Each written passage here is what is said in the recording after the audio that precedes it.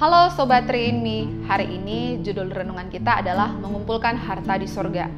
Matius 6 ayat 19-21 berkata, "Janganlah kamu mengumpulkan harta di bumi ngengat dan karat merusakkannya, dan pencuri membongkar serta mencurinya. Tetapi kumpulkanlah bagimu harta di surga ngengat dan karat tidak merusakkannya, dan pencuri tidak membongkar serta mencurinya. Karena di mana hartamu berada, di situ juga hatimu berada."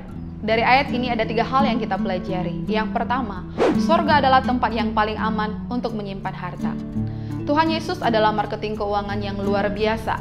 Dia menawarkan produk keuangan yang berbeda dengan apa yang dunia tawarkan.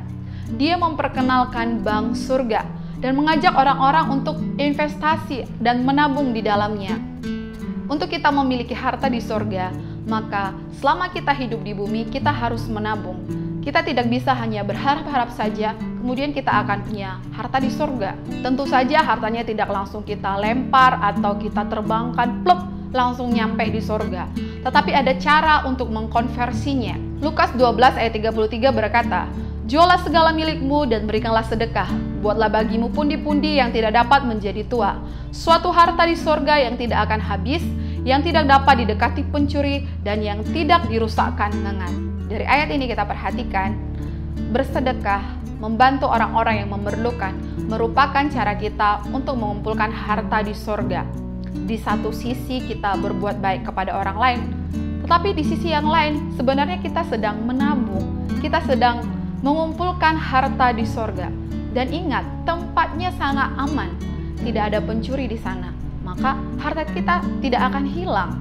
Yang kedua, harta di bumi tidak akan kita miliki selamanya. Ada ngengat dan karat yang merusakkannya, ada pencuri yang bisa mencurinya.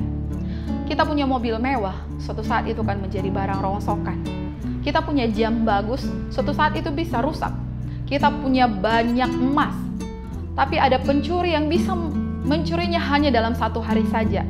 Kita punya rumah yang bagus, tetapi rumah kita itu bisa menjadi tua dan ambruk. Tetapi dikatakan harta di surga itu tidak bisa menjadi tua. Kita punya tumpukan sertifikat tanah, tetapi ingat, kematian itu akan mengakhiri seluruh kepemilikan atas nama kita. Tapi orang yang menyimpan harta di surga itu sifatnya kekal.